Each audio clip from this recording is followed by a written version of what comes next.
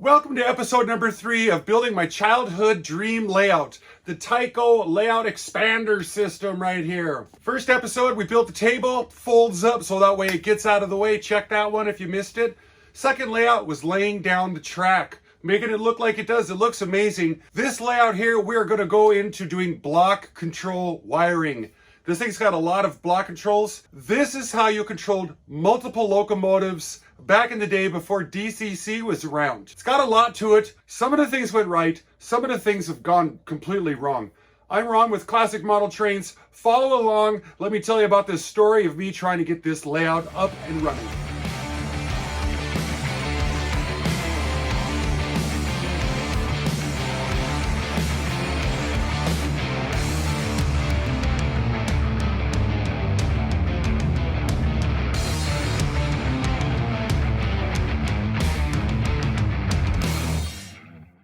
So we got to get the control station put in first. This here master planning guide shows this little platform right here, and it's just too small. Here's another picture of it, 10 by 36. I'm like, no, we need more because it's going to be big and beefy. And they show lots of different pictures of it through the catalog here. One transformer, but it gets really better at the back. Here we're getting closer with 2 transformers, sure. Now we're getting block controls in it, and it's got all the decorations on it. Still ain't getting good yet. Now it's starting to get good. These Tyco transformers, they're pretty small. And I went around into my collection of stuff and I found these MRC transformers, the gold bricks from back in the day. Now, unfortunately, they've got pulse control on them, which I don't really care for, but you can turn it off. Oh, wait a second. Pull. Well, I'll figure it out. Maybe I'll just cut them apart. Direction, power. This is all we had. We didn't have momentum or brakes or stuff back there, but it does look cool having 3 of these on there. These are the few little bit of controls I've got going on right now. We're gonna make it fit, but I want my control panel to look different. Did a little creative saw work right now. We're at 12 inches here, 36 inches long down there. All 3 transformers are gonna line up through here and they'll be exposed. And then there's gonna be some thin plywood that goes across the top here. Flat for controls and for a place to set your Mountain Dew. Yeah. And then this will be at a bit of an angle just to give it a shape, something interesting. That's where I'm at so far today. I'm going to glue it, screw it, sand it, prime it, get it painted, figure out a way to mount it up to the layout. It'll go in over here. The ideas flow out of my head, but they come out slow. They leak out, just drip at a time. So I build a little bit. I look at it and I think about it, then I build some more. Oh, that's a good idea. Let's add that in. That's why I don't like to glue stuff, because sometimes I take it all apart again and start all over because I come up with a better idea. They call that winging it. What's another expression for it? Bar nap cad. You draw all your designs on a bar napkin. That's me. And after waiting for the glue to dry, this is what we've come up with right here. This top part will hinge up like this to allow access inside there. And I'm still debating if I want this one to hinge backwards so a guy can get inside of it. Close it all up, and then this will hang. And it'll have a whole bunch of these things all over it. And it'll have a whole bunch of these things all over it. And it'll have a couple of these things all over it. Gray, yellow, and it'll have a thin line of red because it'll match these. Not perfectly, but I couldn't stand around and wait for a custom can of paint to be mixed up because there was one of them high maintenance women, 2 or 3 of them waiting to get paint mixed up at the hardware store, and I wasn't going to sit behind them. Oh no. So we're going to make do with what we got. Oil-based, so I gotta go find some gasoline so I can wash my brushes out and get to painting on this. I made myself a couple of 1-bys right here. I got 2 holes drilled in them because 1-bys like to split. And then you can see I've got my 1x4 ribs under here. The laterals that are going like this, like a joist. So this will go under here. Goes in just so deep because I perfectly planned it that way. I'm screwing these on with these things here.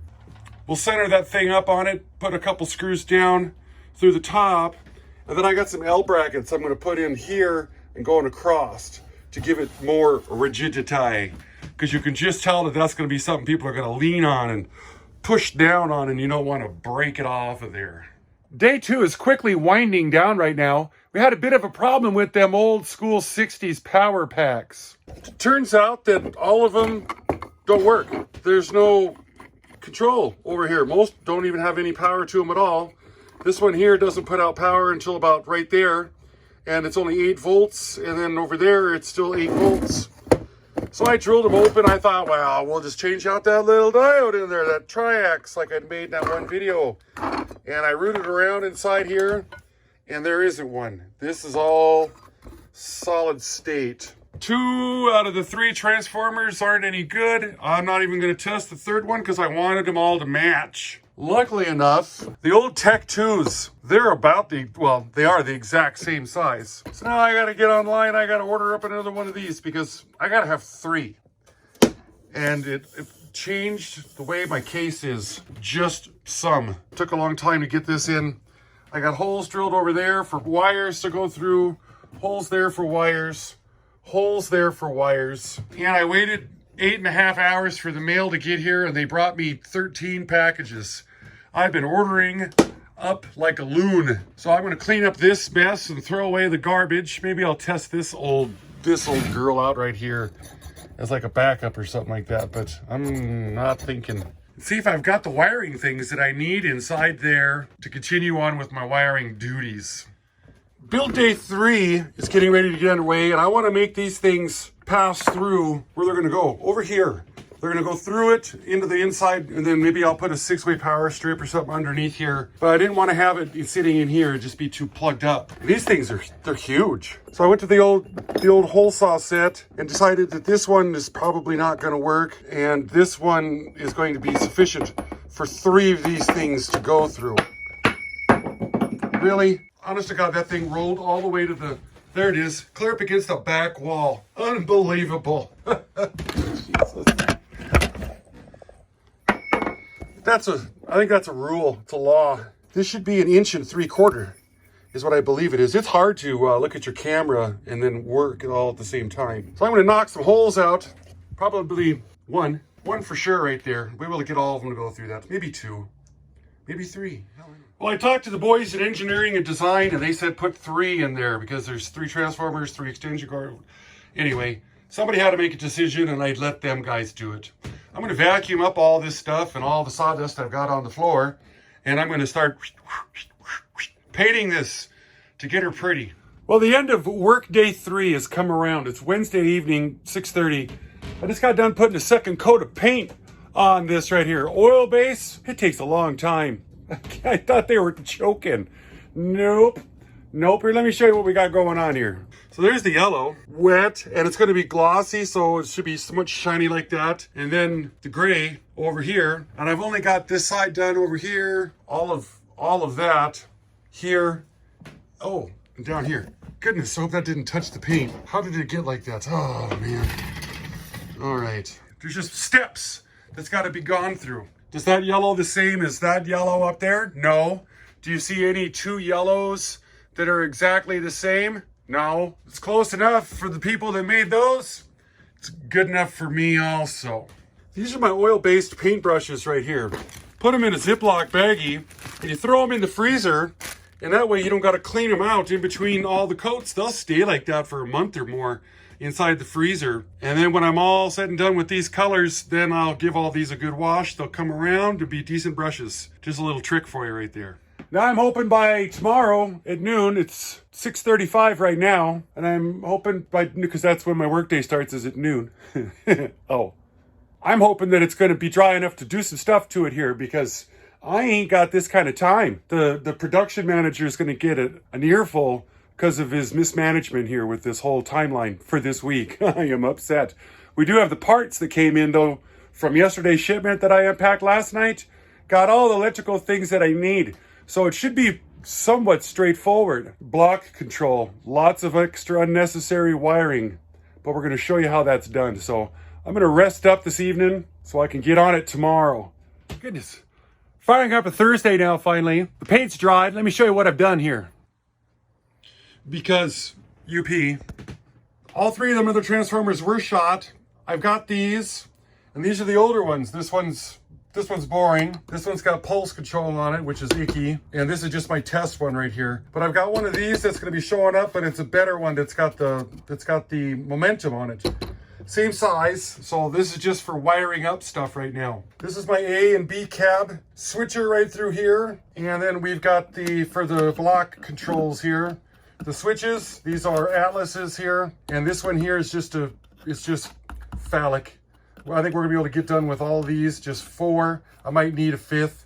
And I'm gonna use these for lighting control, for the light switches on the streets and the buildings and whatnot. However many I can wire up, you know, amp-wise. Drilling holes in here, I want them to all be consistent. And over here, I've marked them. What I did is I put this down to give me a consistent space. And then I took this all and I just poked, centering up on each center of the hole right there. Did that all the way around. Then you drill them out, and it chips your paint out just a little bit because that's just the way it is, I guess. So I'm gonna drill some more holes over here. I'm gonna drill holes up over here. I pull the existing wiring out of these things so I can wire in my own wires. And I think I need one more, and then there's another controller that's gonna be showing up that's not here yet. And then these will be the same thing. I'll just, you know, all the wires will go down through here.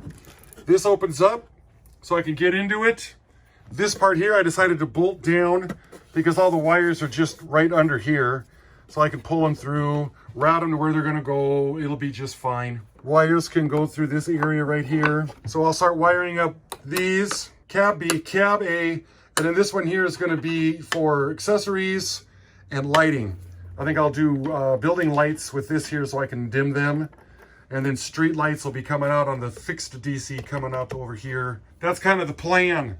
That's what I'm hoping to do. It's Friday afternoon right now. The amount of work that took place on Thursday was disappointing at best. There was some preliminary wiring that took place. Let me just kind of show you what we've got going on here. This is the reason that it's got block control in it right here. The loops that are going on, these ones here can be controlled independently. And this one here says it's a common. They're using a block control switch that was made by Tyco that is not around anymore. And that's why I'm going with this right here. So what we're gonna end up doing is this will be block 1, this will be block 2, this will be block 3, and then this inside loop that's over here will be controlled by the third separate transformer. The 2 sidings that come in through here and through here will just be switched on and off, and they can be controlled with either block A or block B's transformer. So I am gonna end up needing all 4 of these and this one over here, 5, to control all of this. Now it doesn't look like much has gone on here, and this is exactly how I planned it. We get really close and there's these guys. They were soldered on and they barely fit in these grooves right here. So if you think you're gonna use a bunch of these, the normal standard ones, no. You gotta make sure to get some really narrow ones to wire this up with. So inside here, I've wired up my power that's going from my B cab and my A cab. And I like to label everything with these little label machines here. Variable DC, and it says over on this side here, it's gonna say cab A, color coded. So the power is going in my A, B, and then my power is coming out. And then I've got my turnout power right here, because these 2 are spliced together. They're just paralleled right here. And then they're going to AC out, and it's labeled. What I have to do now is I got to take off all my buildings and everything out there. Since this layout tips, I don't have to lay underneath of it to wire it. Ha ha! It's almost like I planned it. There's gonna be bus wires underneath the layout and drops coming down from the top soldered in. I'll show you how all those are. That way, eventually when this gets converted over to DCC, if it does, or if it's DCC compatible or capable with a switch, like my other layout, it'll already be lots of extra redundant wiring because DCC is a crab with its power. So this is the mess that I've already made in just 3 days. And I've got to store it all so I can make a bigger mess and start wiring underneath here. Here's a little design problem that I found with the layout. This is shown in this upper corner over here. You can see where we're at with the whole thing. And I like to run passenger cars, and they're long. So they've got a lot of overhang. If I adjust this thing just so this car can creep past, and if you look over on this side, this ramp right here, this is the most we can get out of it. Now the camera doesn't show that as being a lot, but physically when I'm here it is. But look what we got over here now. If I bring this car in, there's just not enough room for that accessory to be in that corner. So I've seen these work. This little guy will drive forward and then this guy sticks out, and it really needs to be on a piece of straight track. So the way that it's set up right now, I mean, it should be this close to the track on a straight track, because this arm doesn't stick out very far. Now, I need to figure out where are we gonna put this at. So I gotta wire it. That's an accessory right there. So we need to start wiring it right now. We got accessory wiring taking place. Now, I do know right here that big giant brewery is sitting right there. I see they just jammed everything on here that they possibly could just to make it look good in the picture, but I don't know if it worked out in theory. Well, we're at the exact opposite of the layout right here. A couple brain cells got together and shook hands and realized that we can take the sanding house right here and just scoot it around a little bit differently. And I've got all the room in the world. And this will just barely squeak by. And there's plenty of room over here.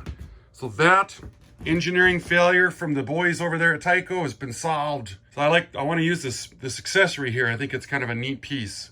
I want it to function. Disaster averted. Time to move on to the next one. I get a lot of emails every week about people that want to promote their products on my channel. And I don't do it because, for one, I haven't found a product that I think is worth anything to promote on the channel. And then I realize I've got a really important product that I should promote on the channel. Classic Model Trains World. I think the most important one is our members that are out there. They're providing the most amount of extra income that comes into the channel, well, week to week or month to month. I want to thank everybody that does support the channel through our memberships. It's all through YouTube. There's a join button at the bottom of the videos, every one of them. Click in and it'll describe how that works, how it breaks down. People are always asking me, how do I become a member? That's what you got to do. You got to be subscribed first to become a member. That generates lots of extra income, and it helps support the $1 club layout for the storage of the building that it's in right now. Another thing that we do to support the endeavors that I've got right here is my coffee cups, the 33%ers, the 33% coffee cups. Those you have to send an email to me, classicmodeltrains@aol.com, because I need to know your city and state that you live in so I can print those out. And I've also got other cups available on the eBay store. The Mad Chicken Model Railroad the way I want. Plus, I'm making these things called the Rare Series with the Tyco stuff. If you're looking for a specific cup, drop me a line, email me, I could print one up. Check out the cups. They are a little more expensive on the eBay than if you called me up directly, because eBay fees, 38% gross is what they take. Another thing that I got going on is the Amazon Associates program. A lot of people are always asking me, where do you get that? Where do you get this? What do you use? Beneath every video in the description section, click it open. It's got all the links to all the tools that I've used. I get most of my stuff through Amazon and eBay. That's the only two places that I buy stuff. If you go to one of these Amazon links and you end up buying something, they kick back a little small percentage, 2-3%. It doesn't cost you anything extra. These are the ways that you guys can help support the channel. Subscribe, ring the bell, hit the notifications, hit the thumbs up, leave comments. You can become a member. You can purchase stuff through the Amazon Associates links that are in the description section of the videos. You can purchase things through the eBay store or through me directly. I appreciate all the support out there. I'm going to try to see if we can do this full time coming up this year now. We're about halfway through the video right now. It is an excellent time to do Classic Model Trains, Classic Model of the Week. Do you guys know who this is? If you do, type it in the comments down below. If you don't, hang out till the end. I'll let you know who it is. Let's get back into working on this stuff. Today's Saturday right now. Friday's wiring adventures went well. It goes slow. I've got some new stuff to show you here. First, I want to break it down and let you know what you're looking at. This here's a chart of all the different circuits. We have one white wire that's going to be the common all the way around here, because there's two rails and you only got to switch the color of one rail with blocks in it to make the different blocks like this. So I color coded this, one for myself when I'm wiring it, and two to explain how this is all working right here. And when you show the real thing, this is what we end up with. So I drill a bunch of holes in here trying to keep it clean and neat and orderly. And of course, wiring will get to be looking kind of nasty. Here is a good description of the common. The white wire will actually go all the way around the layout. You can see it down under here doing its thing. And it follows underneath of the track that's up on there. And then these will be the different blocks or the sidings that we want to be able to turn on or off. These are our accessories. Pigtails just coming through right now. They're just hanging out, waiting for that type of wiring to take place. I found one of these in a box from the $1 club layout. Figured, well, I'm going to throw one of those on here for a power supply. And the cord happens to be just long enough. And since this layout is going to be mobile, I'm going to put like another 2x4 down across here and another one over here. I'll be able to set this guy on it, the old Blue Yeti. And this will actually be able to be completely self-sustaining. I won't need to plug into a power supply anywhere. We can set up in the middle of a parking lot and it'll be able to operate. Fold this down here. We've now got our black wires coming out of here, dropping down into this pigtail right here, which goes underneath. You've just seen it.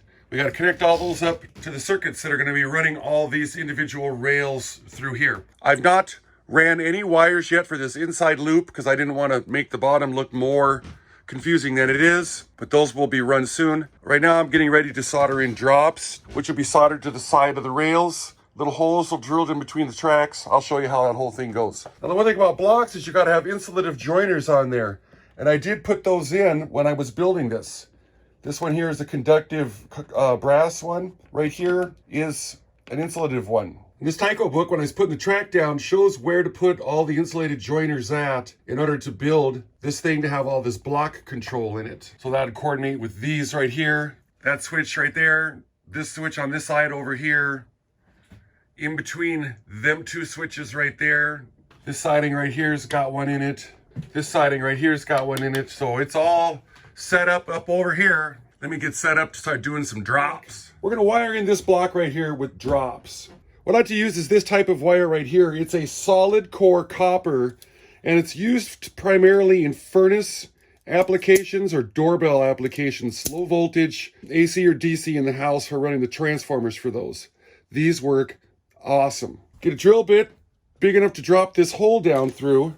I've marked this where I'm going to put a drop on every other brass that's on here. Excessive? Yes. But that's okay because when we grow into it, if it goes to DCC, I'll have tons of clean power all over my layout. We're going to drill these holes right beside the rail in between the tracks.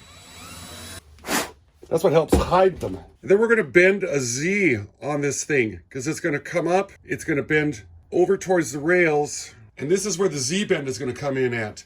And what this does is it allows this wire to be up against the rail, so we get some good contact with it. So I'm going to do the white one out here so you guys can see it from this angle of the finagle. So right here's our drop, hiding out alongside the track. Get the old chisel tip out and put some heat. Little taste of solder, not too much. I'm running it at 800 degrees here. Sure, that's definitely one of those arts that practice makes perfect. Put some over here. This one came in quite nice. They do blend in. Pull on the wire after you're done with it, so you make sure that it's soldered in there real good. So once your drops are soldered in, you really got to get down and just eyeball to see them. Hiding out right there, coming around to the other side, right there. Very small. There is flux all over the rails. They look like they melted, but they didn't. That's just solder flux that's on them. A lot different than the instructions that wanted you to use these and hook wires onto those. I cut a lot of those power inputs off of these because it's so fake to have a power input right in the middle of your rail. What's that all about? Let's get to the bottom side and show you how those are hooked up. Here I'd hoped that I didn't get in this cavity. I attempted to feel underneath here, and I guess I didn't use my fingers quite right. I'm going to use this robo strip right here, and I'm going to peel this back just some. I don't want to cut it. I'm going to use this as a test to make sure I get the right size. 14 gauge, and it's just going to strip it like that. Some.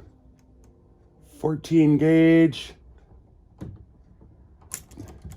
I use 14 gauge on this one. I really put myself in a bind right in here. So those two wires should just strip back a little bit. This guy's around a 20 gauge. Strip it off. We got it wrapped around the wire.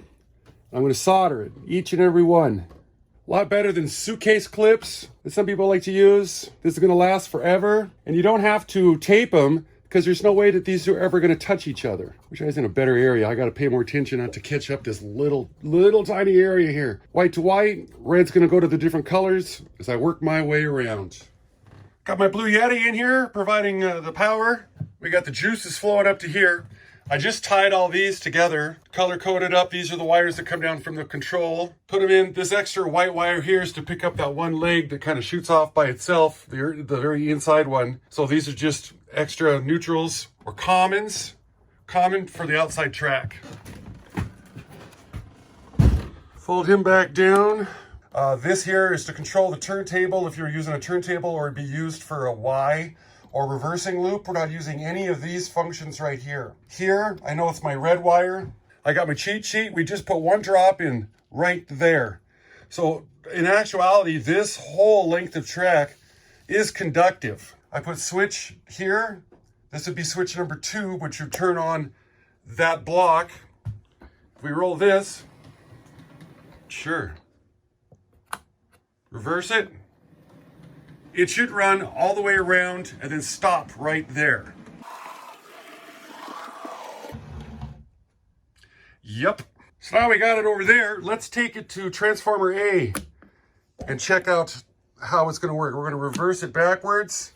Cab A.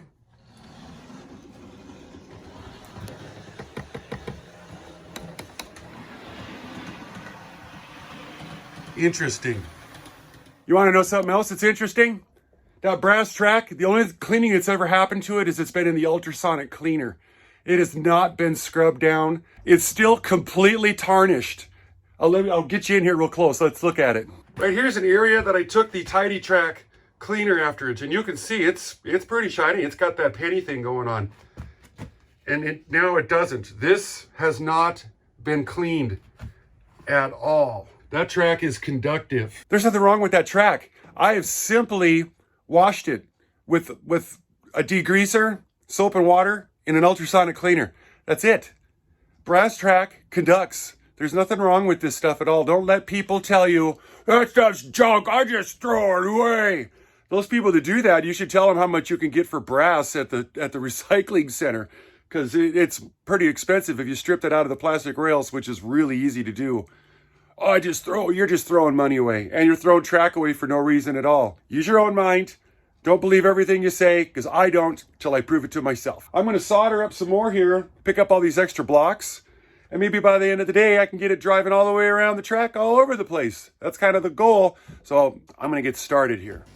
Sunday morning now, I'm going to do some more soldering of the drops. Some of you sharp-eyed fellers out there might have noticed this. I want to show you something here. I didn't have enough left-hand brass switches, so I had this nickel plate one, and I thought, well, I'll just throw it in until I get the brass ones to show up, and then I'll throw those in, and everything will be beautiful. And I was just getting ready to throw that in, and I'm looking at how this lines up, and this lines up right over here, and then there's this gap right there by about 3/4 of an inch. And now it all makes sense. That's a snap switch. That's not. There's a crossing guard that's supposed to go over here, a Tyco one. And when I tried to put it in, the scenery ran into this circle right here. It wouldn't fit by about 1/2 inch. Go figure. So this tells me that now this entire inner circle is this way, 3/4 of an inch. So I get to pull this up. I get to paint over the ballast. I get to pull all the track up. Then I get to relay it. I get to repaint the ballast. I relocate this, which I'm told I didn't have any of the track for it. All I had was just this. And there's a curved piece, I guess, that it kind of slowly rolls up down here that I don't have. So I'm gonna have to order one of those in. Good times. I can't do anything to this. That breaks my heart right there. But I'm going to keep putting drops in because we've got the outside loops and we got those over there to keep working on. Always something. After enjoying the Drop-A-Palooza that I just experienced, we are now getting ready to wire up the turnouts, the controls right here. I have purchased some of this 3 conductor wire here, 24 gauge from the Amazon. I got a link down in the description. I've stripped it back about 1/2 inch. I dialed this thing down to a more reasonable temperature so we don't absolutely microwave everything. And I want to tin the end of these wires so I can bend them. I want just a little bit better control over the way the wire is going to react. Also, it keeps it from the strands from letting loose. Kind of turns it into more of like a solid copper strand. I'm going to give them just like this. Yes. Uh-huh. Sure. and we're going to fight under here. I'm going to put white in the center. That's the common. The direction that the screw tightens up in is the direction that you want the candy cane to be shaping. It's going to come from the left, and it's going to bend around to the right. And an easy way for me to remember this is that red starts with an R for the right.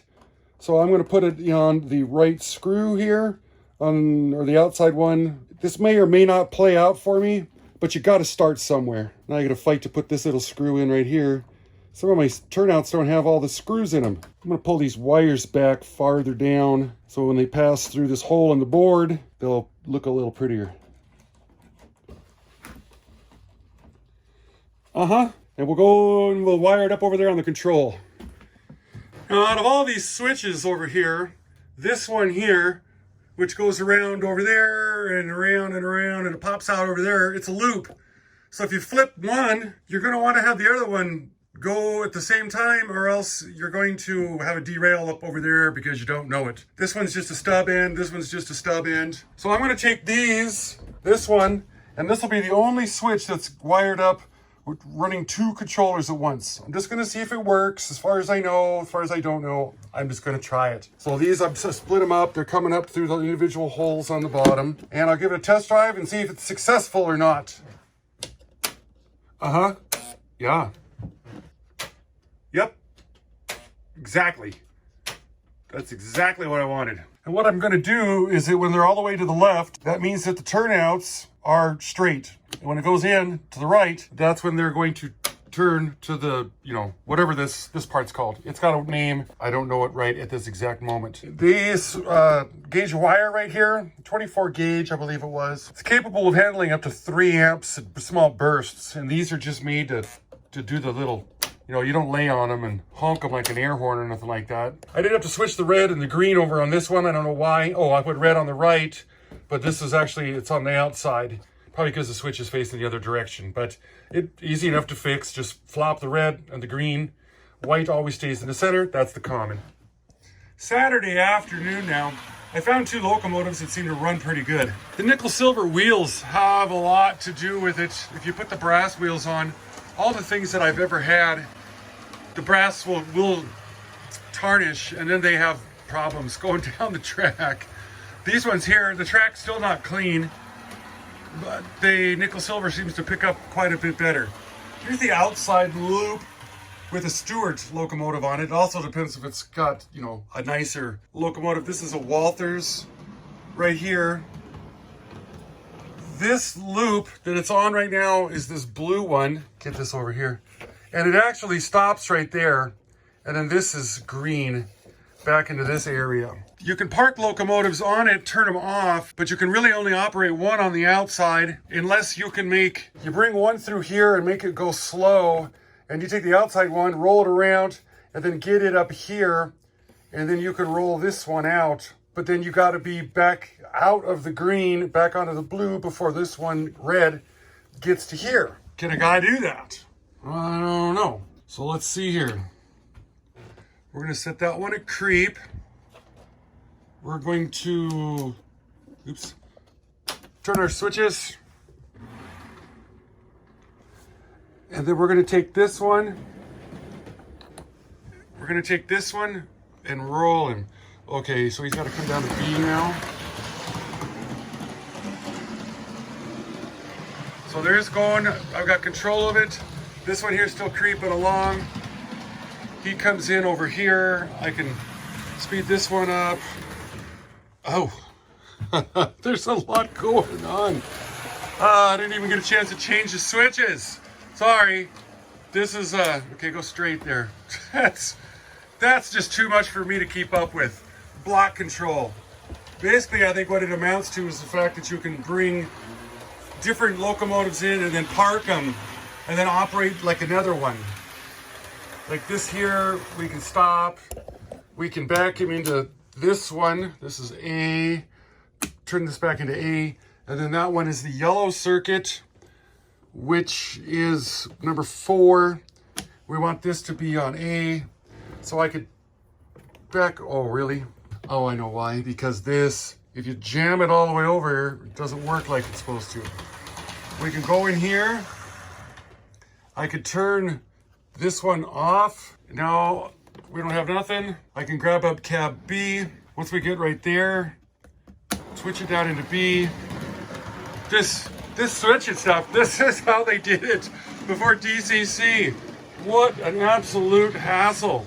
Absolutely. And then if I wanted to go to the outside loop, over here for the red, we're gonna need number 2 to be on B.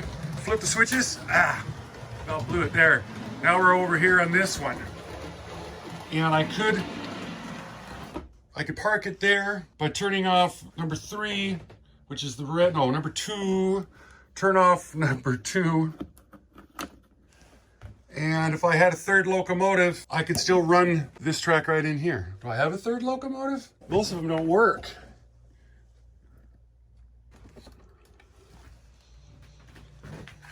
There it is. Red is turned off, which would be number 2. It's off. Yellow's turned off, which is number 4. Yes. And then the inner one is on B.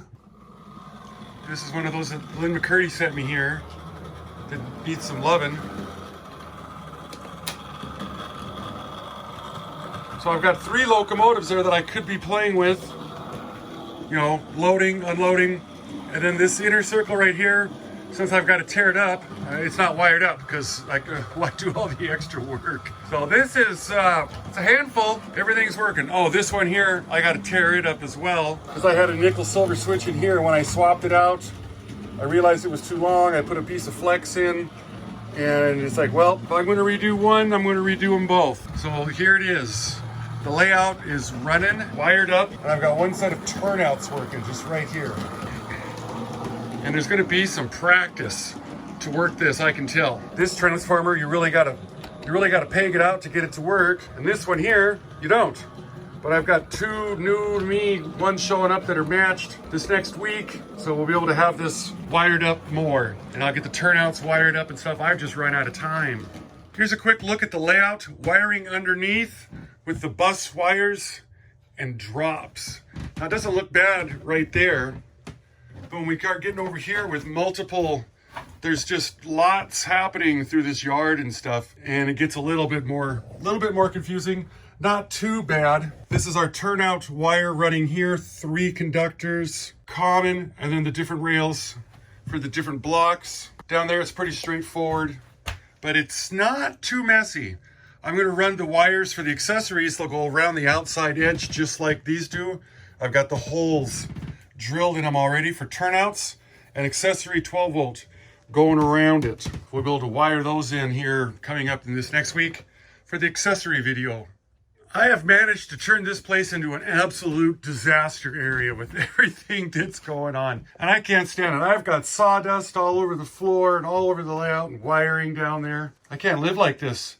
I got to clean it all up. I got to organize it all again, put all the stuff away, because that's just going to bug me until forever. It'd take me about half an hour to 45 minutes to get everything vacuumed and cleaned up and dusted.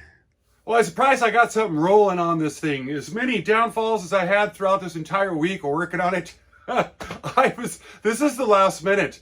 The Sunday at like 8 o'clock at night, and I'm just like, okay, we're almost got it going now. Outside track, trains are running on it. Inside loop, well, we got to redo that. I've got more operating accessories that are going to be showing up. So next week, I'll be working on getting the rest of the electrical taken care of. Operating accessories in, lighting, street lighting. I've picked up a whole ton of those.